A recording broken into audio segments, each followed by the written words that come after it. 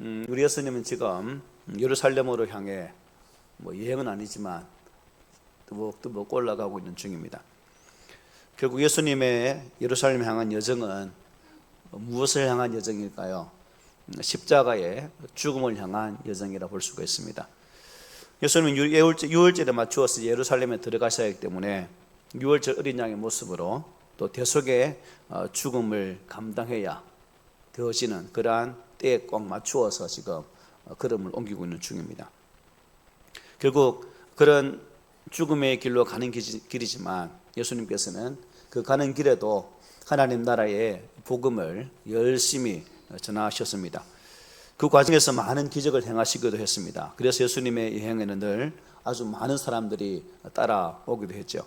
우리 지난번에 보았던 누가복음 12장 1절에 보면 서로 밟히만큼 그야말로 엄청난 사람이 구름대같이 예수를 따라다녔다는 거죠. 오늘 본문도 마찬가지입니다. 예수님께서 이제 한 바리새인의 지도자의 집에서 식사를 이제 마치신 후에 다른 마을로 이동하시자 수많은 무리가 또 예수님을 따라 움직이기 시작했습니다. 그런데 주님은 그를 따르는 사람들을 보시면서 허무태하거나 우쭐해지 하지는 않으셨죠. 왜냐하면 그들이 예수님을 따르는 의중을 똑바로 곁들어 보셨기 때문입니다. 왜 저 무리가 나를 따르는지 아셨다는 거죠. 그래서 이 대목을 가장 잘 표현해주고 있는 것이 요한복음 2장의 말씀입니다. 이렇게 말씀하고 있죠. 6월절에 예수께서 예루살렘에 계시니 많은 사람이 그의 행하시는 표적을 보고 그의 이름을 믿었으나 예수는 그의 몸을 그들에게 의탁하지 아니하셨으니 이는 친히 모든 사람을 아심이요 또 사람에 대하여 누구의 증언도 받으실 필요가 없었으니 이는 그가 친히 사람의 속에 있는 것을 아셨음이니라고 말씀하셨어요. 요한의 증거가 분명한 이 상태를 말씀해 주고 있는 거죠. 예수님은 우리 인간의 속을 속속들이 다 꿰뚫어 보고 계셨다는 겁니다. 지금은 예수님이 행하신 표적을 보고 따르지만 결국 고난이 닥치거나 삶의 자리 어려움이 온다면 예수를 다 버려두고 각각 제 갈 길로 가게 된다는 사실을 다 아셨다는 겁니다. 그렇기 때문에 주님은 그들의 흩어짐을 이미 아셨기 때문에 그들을 일반 사람들을 무리들을 회중들을 의지하지 아니하셨다는 거죠. 또 예수님은 한 가지를 더 염려하셨습니다. 그것은 이 바리새인 지도자들의 집에서 말씀하셨던 지난주에 보았던 큰 잔치의 비유를 사람들이 아주 잘못 이해해서 구원을 아주 값싼 은혜로 생각해 버릴까 봐 하는 그러한 염려도 계셨다는 거예요. 그래서 가시던 걸음을 잠시 멈추시고 돌이켜서 오늘의 본문의 말씀을 우리에게 주고 있습니다. 수많은 무리가 함께 갈새 예수께서 돌이키사 이르시되 무릇 내게 오는 자가 자기 부모와 처자와 형제와 자매와 더욱이 자기 목숨까지 미워하지 아니하면 능히 내 제자가 되지 못하고 누구든지 자기 십자가를 지고 나를 따르지 않는 자도 능히 내 제자가 되지 못하리라고 말씀하셨어요. 복음은 모든 사람에게 열려있지만 모든 사람이 예수님의 제자의 길을 가는 것은 아니죠. 나아가 그 제자의 합당한 삶을 살지 못한다는 사실입니다. 예수님은 예수님의 참된 제자가 되기 위한 엄격한 조건을 오늘 66절, 27절에서 분명히 말씀해 주고 있습니다. 첫째 26절은 뭐라 말씀하고 있습니까? 자기 부모나 아내나 자식이나 형제와 자매까지도 버릴 수 있는 마음의 준비가 되어 있어야 한다. 심지어 자기 자신까지 버려야 한다라고 말씀을 하고 계십니다. 물론 이것은 문자적 그대로 해석하면 큰일 나죠.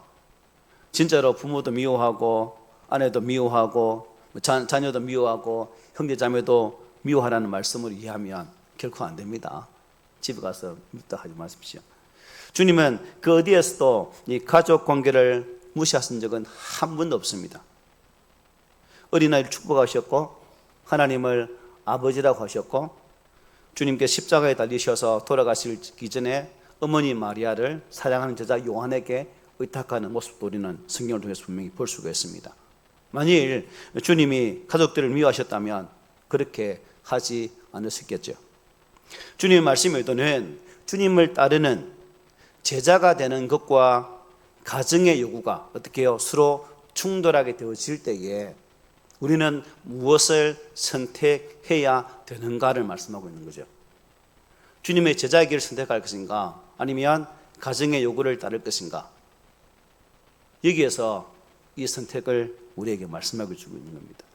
결정적인 순간에 예수님을 위해서 무엇을 선택하는 것이 가장 제자다운 삶인 것을 말씀해 주고 있는 거죠. 그래서 심지어 자기의 목숨까지 버릴 수 있는 그러한 각오가 없이는 예수님의 제자가 될 수 없다라고 말씀을 주고 있습니다. 또 한 가지 뭡니까? 바로 27절 말씀이죠. 자기 십자가를 지고 따라야 한다는 겁니다. 자기 십자가. 이 말씀은 이미 앞서 예수님께서 제자들에게 말씀하신 내용의 반복입니다. 주님은 이 베드로의 신앙 고백을 듣고 처음으로 당신의 순환을 예고하시는 장면에서 제자들에게 이렇게 말씀하셨습니다.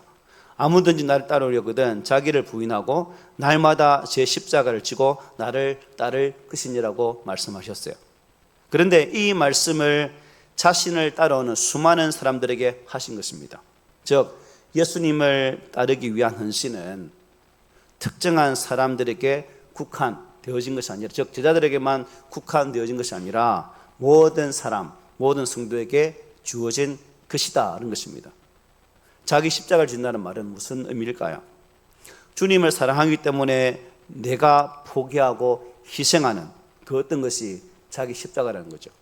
우리 예수 믿으면서 아마 여러분들도 세상에 사랑하는 것들을 몇 가지를 잘라내신 것이 계실 거예요. 바로 그것이 자기 십자가를 지는 거라는 겁니다. 예수를 믿으면서 아직까지 그러한 것을 버리지 못하면 자기 십자가를 지고 있지 않는 자의 모습이라고 할 수 있죠. 앞서 언급했던 이 가족 관계도 결국 마찬가지입니다. 자신에게 주어진 사명이 무엇이든 그것을 감당할 각오가 되어 있어야 한다는 뜻이라는 거죠. 이 두 가지 말씀을 이제 결론적으로 이제 반복한 말씀이 바로 33절의 말씀이죠. 우리 함께 읽어보겠습니다. 시작. 이와 같이 너희 중에 누구든지 자기의 모든 소유를 버리지 아니하면 능히 내 제자가 되지 못하리라. 아멘. 모든 소유는 그가 가진 모든 것을 의미합니다. 여기에는 돈과 명예, 가족과 자신의 생명까지도 다 포함되어 있다고 볼 수 있죠. 그것을 포기하지 않는다면 주님의 제자가 될 수 없다라고 주님은 말씀하고 계십니다.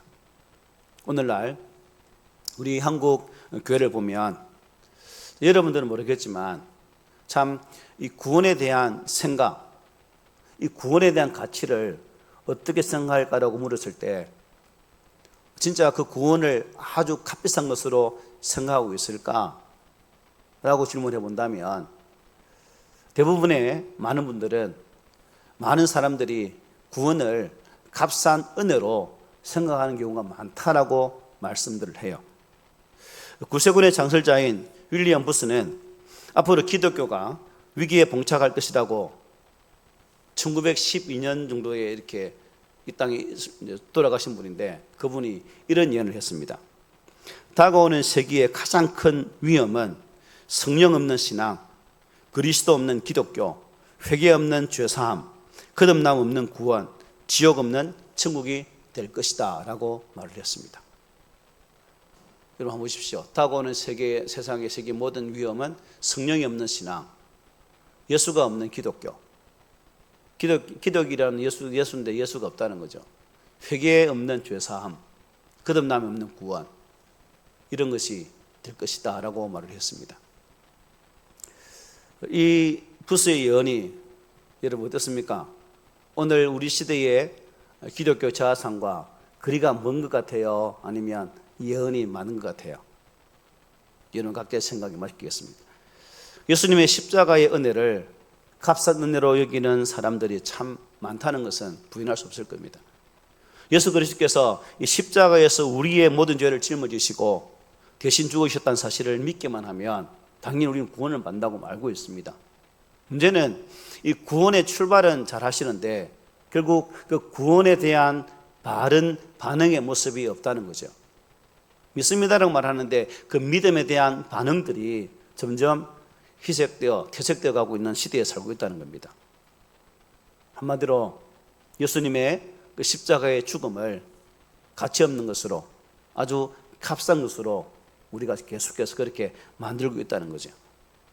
그러나 성경을 우리가 보면 그렇지 않다는 겁니다.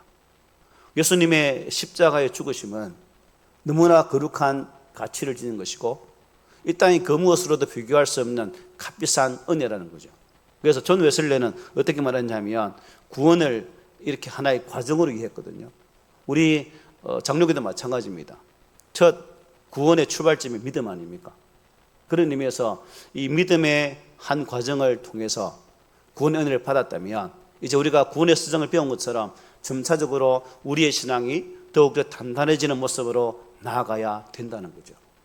그냥 믿습니다라는 그 믿음의 첫 단계에 머물러 있는 것이 아니라 그 믿음을 통해서 나의 삶을 돌아보고 회개하고 또한 성화되어지며 또 칭의에 마땅한 삶을 살아가고 나중에는 영화의 자리에 이를 수 있는 그런 모습이 있어져야 되는데 자라나지를 않는다는 겁니다. 진정한 회개는 여러분 뭘까요? 거듭남의 은혜를 확신하는 거죠. 그래서 주님은 마태복음 7장에서 뭐라 말씀했냐면 진정한 회개와 거듭남을 이렇게 표현했습니다. 우리 함께 읽어보겠습니다. 시작. 나더러 주여 주여 하는 자마다 다 천국에 들어갈 것이 아니요 다만 하늘에 계신 내 아버지의 뜻대로 행하는 자라야 들어가리라고 말씀하셨어요. 뭐 한다고요? 하나님에 계신 내 아버지의 뜻대로 행하는 자, 즉 말씀 앞에 서서 그 말씀이 이끄시는 대로 순종하는 삶을 살아가는 자가 주님의 나라에 합당한 자이다는 거죠.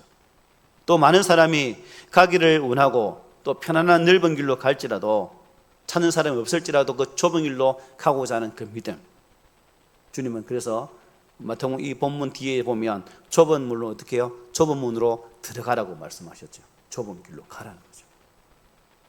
여러분, 예수님의 복음을 결코 우리는 값싼 은으로 만들어서는 안 됩니다. 그것은 십자가에 대한 모욕이라도 볼 수 있는 거죠. 하나님 관점에서 그 구원의 은혜는 당신의 아들의 핏값으로 주고 산 은혜입니다. 그리고 예수님 편에서 보면 당신의 목숨을 내어주기까지 사랑하신 은혜의 가치라는 거예요. 그러므로 하나님의 거룩한 가치에 우리의 삶을 통해 우리의 믿음이 결코 이상한 방향으로 흐려서는 안 된다는 겁니다. 항상 감사하고 또한 그 값비싼 은혜에 반응하는 삶으로 살아가는 그러한 성도가 되어져야 할 것입니다. 이어서 예수님은 예수님 제자가 되기 위한 결단을 촉구하시면서 두 가지의 비유의 말씀을 주고 있습니다. 첫 번째 비유는 무슨 비유입니까? 망대를 세우는 비유죠. 28절로 30절입니다. 너희 중에 누가 망대를 세우고자 할진대 자기의 가진 것이 준공하기까지에 촉하는지 먼저 앉아 그 비용을 계산하지 아니하겠느냐. 그렇게 아니하여 그 기초만 쌓고 능히 이루지 못하면 보는 자가 다 비웃어 이르되 이 사람이 공사를 시작하고 능히 이루지 못하였다 하리라 그 말합니다. 예수님 당시에는 이 망대, 즉 지키는 망대가 크면 클수록 그만큼 자부심이 강했다고 합니다. 왜냐하면 보여주는 거잖아요. 포도원에 거대한 망대가 세워지면 그만큼 어깨에 힘을 주는 그런 상황. 그리고 큰 우리가 있다면, 양을 지키는 우리가 있다면 그 우리에도 큰 망대를 지으면 그만큼 목장이 크다는 증거겠죠. 그래서 모든 것이 망대가 크면 클수록 그만큼 프라이드가 너무 강했다고 합니다. 그래서 여기서 말하고자 하는 게 뭐냐면 규모 있고 또 멋진 망대를 세우는 일이 그들에게는 큰 기쁨이었다는 거죠. 오늘날 지금 뭐겠습니까? 큰 빌딩을 가지고 있는, 자가 빌딩을 가지고 있는 그런 사람을 비교할 수 있겠죠. 그러나 기대하는 일이기 때문에 남에게 부끄러움을 살 일이기 때문에 뭐예요? 앞뒤를 재지 않고 일을 했다가 자칫 잘못하면 재정이 부족해서 못 지으면, 짓다가 멈추면 옆 밤안에 있는 아파트처럼 어때요? 비웃음거리가 된다는 겁니다. 그러니까 어떤 계획을 세우기 위해서는 비용이 얼마나 들고 기초 비용이 얼마, 그리고 기초를 쌓는데 비용이 얼마 발생되어지고 마무리할 때 비용이 얼마, 이 모든 계산을 철저하게 된 이후에 나가야 되지 그렇지 않으면 안 된다는 의미의 말씀입니다. 두 번째 비유가 뭡니까? 어떤 임금이 전쟁에 나가는데 그 전쟁을 어떻게 치르느냐에 대한 비유죠. 31절 32절입니다. 또 어떤 임금이 다른 임금과 싸우러 갈 때에 먼저 앉아 1만 명으로서 저 2만 명을 거느리고 오는 자를 대적할 수 있을까 헤아리지 아니하겠느냐. 만일 못할 터이면 그가 아직 멀리 있을 때에 사신을 보내어 화친을 청할지니라고 말씀하고 있습니다. 안 그렇습니까, 여러분? 싸움을 하는데 저하고 만약 덩치가 큰 사람하고 싸움을 하는데 그냥 무조건 붙으면 어떻게 되겠습니까? 내가 깨지잖아요. 그러면 깨지는 거 뭔지 알고 있는데 싸움하면 바보죠. 그래서 내가 붙으면 깨지겠네. 그러면 미리 이제 우리 화해합시다. 이렇게 화친을 맺자는 그런 의미죠. 망대를 쌓다가 도중에서 그만두었다면 저 사람 정신없이 시작했다가 아이고 우사당했구나 라는 비난받으면 괜찮아요. 그건 전쟁 문제 보십시오. 전쟁을 해서 지면 어떻게 되겠습니까? 많은 사람이 죽죠. 심지어 자신도 죽고 나라도 빼앗기는 이 큰 우사가 온다는 거죠. 그러니까 여기서 말하는 망대는 돈을 의미하지만 전쟁은 생명이 달린 거예요. 그만큼 철저한 계획과 계산이 따르지 아니하면 안 된다라고 말씀하고 있는 겁니다. 그러니까 여러분, 이 계산 없이 함부로 여러분 전쟁을 시작하겠습니까? 북한이 우리 남한을 함부로 쳐들어오지 않는 이유가 뭘까요? 계산하면 답이 안 나오거든요. 아직까지는. 답이 없으니까 못 내려오는 거죠. 답이 있으면 아마 벌써 내려왔을 겁니다. 6.25 때처럼. 그런 생명이 걸린 문제이기 때문에 그렇다는 거죠. 그래서 치밀한 계산과 작전 없이 전쟁을 시작할 바보는 이 땅에 아무도 없다는 겁니다. 개인과 싸움도 마찬가지죠. 그래서 헤아려 보지 않고 전쟁에 나서는 것은 어리석은 일이라는 것이죠. 범사에 여러분 병사 10명으로 어떻게 100만을 상대하겠습니까? 본문에는 1만 명, 2만 명 말씀하고 있지만, 그래서 성산이 없는 전쟁이라면 처음부터 어떻게 한다? 시작하지 않고 화친을 맺게 된다 하는 사실을 말씀해 주고 있습니다. 그리고 자신의 생명까지 지킬 수 있는 그러한 능력 아니겠습니까? 주님의 제자가 되는 것도 마찬가지라는 거죠. 예수님을 따르는 것은 결코 대충 얼렁뚱땅 따르는 것이 아니라는 거예요. 주님의 제자에게는 온전한 헌신이 요구가 된다는 것입니다. 가족 관계를 내려놓는 것은 아주 약한 것이겠죠. 자신의 생명까지도 내려놓아야 할지도 모릅니다. 그런 결과에 대해서 심사숙고를 해야 된다는 거죠. 무턱대고 제자가 되겠다고 따르는 것은 참으로 어리석은 자라고 볼 수 있죠. 목회자도 마찬가지거든요. 목회를 하겠노라고 신학교 왔다가 도중에 그만두는 분들이 의외로 많습니다. 처음에 할 때는 기도하니까 하나님 응답 주셔서 목회자로 가라 하는 것 같아 라고 왔는데 한 1년 공부하다 보면 아닌가 하고 그냥 가는 분들이 있다는 거죠. 저희가 신대 공부할 때에 숫자가 참 많았거든요. 우리가 입학할 때 신대 912명이었습니다. 엄청났죠. 지금은 300몇 명밖에 안 되거든요. 900명 중에 졸업할 때는 800몇 명 되거든요. 그만큼 많이 떨어졌습니다. 이런 경우가 있다는 겁니다. 그래서 주님은 이어지는 말씀을 통해 뭐라 말씀하고 있습니까? 소금의 예를 들죠. 34절 35절 이렇게 말씀합니다. 소금이 좋은 것이나 소금도 만일 그 맛을 잃으면 무엇으로 짜게 하리요? 땅에도 거름에도 쓸데없어 내버리느니라. 들을 귀가 있는 자는 들을지어다 하시니라고 말씀하고 있습니다. 소금은 좋은 거죠. 그러나 소금이 그 맛을 잃으면 아무데도 쓸모가 없다는 거예요. 그런데 소금이 맛을 잃게 되는 경우는 어떤 것일까요, 여러분? 우선 녹지 않으면 쓸데없잖아요. 물에 넣었는데 배추를 지려고 넣었는데 안 녹으면 그게 무슨 소금입니까? 안 그렇습니까? 자, 천일염을 창고에 있는데요. 자, 소금을 가져왔는데 그 속에 불순물이 많으면 사용합니까? 사용하지를 못하죠.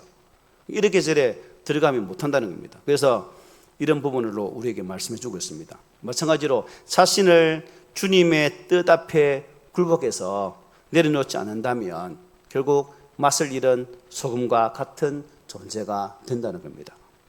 그리고 우리가 주님 앞에서 제자로 나가는 그 삶에 있어서 성도로 살아가는 삶에 있어서 온갖 것으로 염려스러운 것으로 가득 차 있다면 과연 그 신앙생활이 제대로 갈 수 있겠는가? 즉 불순물이 섞인 소금이 제대로 사용되지 못하는 것처럼 우리의 삶 가운데에 인생 여러 가지 문제들로 꽉 차 있다면 그것 또한 주님을 따르는 데 문제가 있다는 것을 말씀해 주고 있습니다. 세상적인 욕심과 이기적인 욕망과 신앙이라는 그 이름으로 그게 포장되어 있다 할지라도 결국 얼마 가지 못한다는 거죠. 전에 말씀드렸잖아요. 제 고등학교 때 같이 신앙생활을 했던 많은 친구들이 많았습니다. 동기들이 많았다는 거. 지금 남아있는 친구가 얼마 없거든요. 그렇다는 거죠. 오래 하다 보면 결국 알곡은 남게 되고 가라지는 다 떨어지게 된다는 사실입니다. 그러므로 우리는 이런 말씀을 보면서 하나님의 뜻이 아니라 자신의 뜻이 성취되는 것을 목표로 하는 경우가 생기지 않도록 항상 말씀 앞에 서서 그 말씀의 의미를 되새길 수 있는 그런 신앙의 자세를 가지고 신앙생활을 했으면 참 좋겠습니다. 예수님은 주님의 제자가 되기 위한 엄격한 조건을 제시하셨습니다. 그런데 그 조건을 수락할 가치가 있을까? 여러분 어떻습니까? 내 가족을 그리고 내게 주어진 십자가를 지고 가는 이 제자의 조건이 우리의 삶에는 어떠한 것으로 다가오는지 모르겠습니다. 인간은 고귀한 가치를 깨닫게 될 때에 그것을 위해서 지불하는 모든 대가에 조금도 아쉬워하지 않죠. 6월달이 무슨 달입니까? 호국의 달 아닙니까? 이 호국의 달, 왜 호국의 달입니까? 나라를 위해서 희생한 분들을 기억하고 그분들을 기리는 달 아닙니까? 자, 그분들이 무엇 때문에 억지로 끌려가 죽을 수도 있습니다. 그런데 또 어떤 분들은 나라를 지키기 위해서 그죠? 자신의 한 몸 불살라 돌아가신 분도 많다는 거죠. 그분들이 희생했었기 때문에 지금 우리가 이 땅에 살고 있다는 사실입니다. 기꺼이 목숨을 바쳤기 때문에 우리 후대가 이렇게 잘 사는 거죠. 그리고 우리 대학 다닐 때는 데모를 참 많이 했잖아요. 민주화 운동이라고 말하는데 어떻게 민주화 운동인지 모르겠지만 학교 가면 데모였거든. 그냥 눈만 뜨면 데모를 했는데 그리고 그런 민주화 운동을 통해서 또 자신의 목숨을 던진 그런 분도 또 많다는 사실입니다.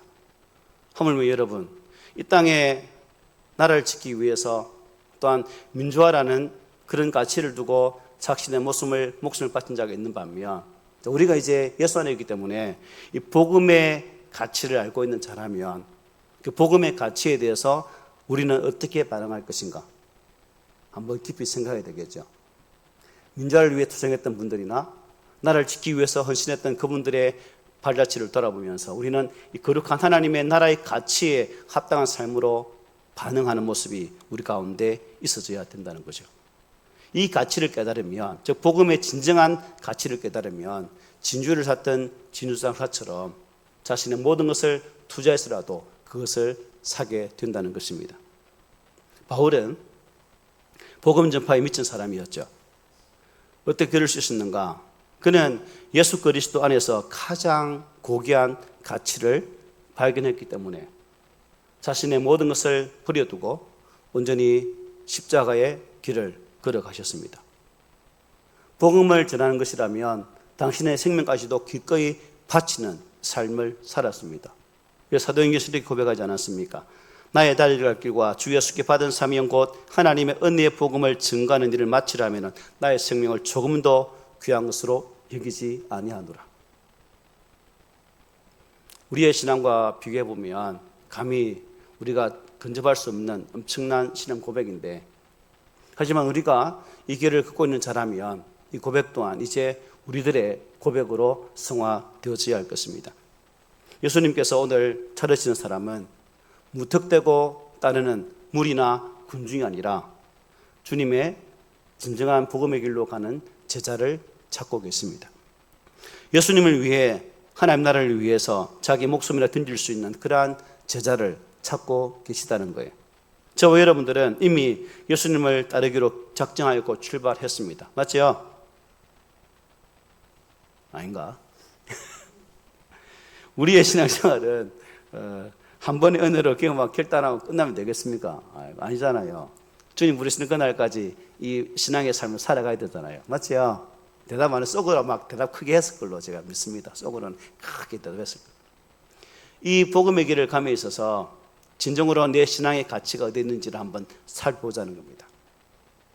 이 땅의 것과 마주하며 살아가야 할 우리 인생길 속에서 정말 복음의 가치를 더 귀한 것으로 여기고 그 가치에 합당한 삶을 살기 위해서 하나님 은혜를 항상 갈망하면서 그리고 성령의 능력을 항상 구하며 살아가는 그러한 모습이 우리 가운데 있어져야 한다는 거죠.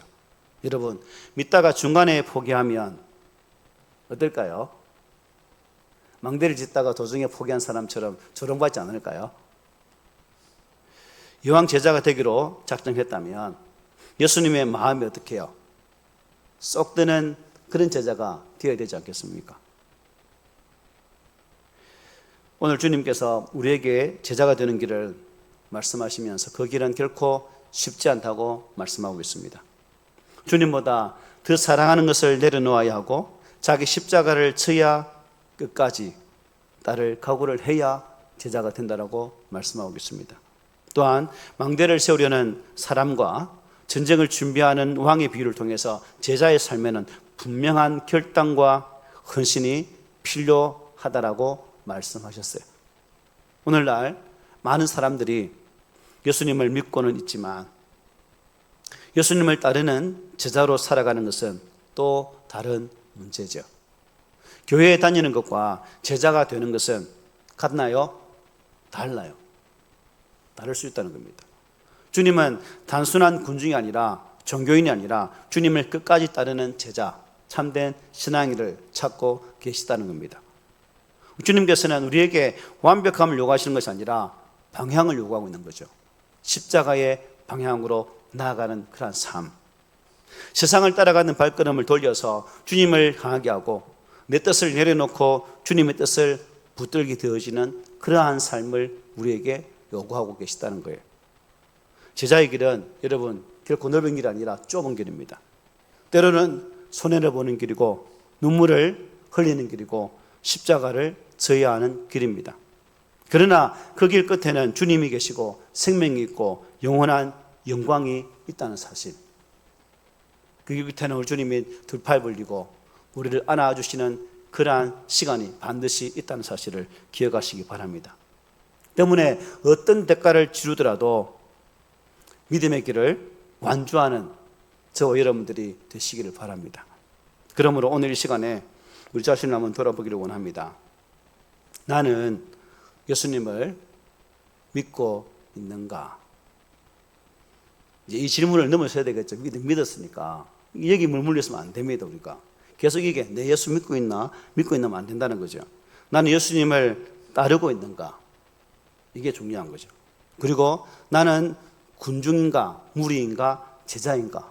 한번 자신에게 물어봐야 합니다.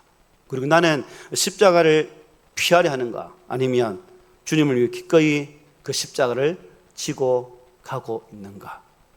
이런 질문들을 우리 스스로에게 해보고 만약 우리 안에 아직도 주를 향한 열심이나 헌신도가 부족하다면 오늘 말씀에 다시 도전을 가지고 결단하면서 내 십자가를 지고 또한 세상의 것을 사랑하기보다 주님의 것을 더 사랑하고 또한 끝까지 우리의 신앙의 걸음을 달려갈 수 있는 그러한 믿음의 성도들이 되시기를 바랍니다. 세상은 흔들리고 있습니다. 환경이 변해도 주님을 향한 첫사랑은 결단코 변화되지 말아야 되겠죠.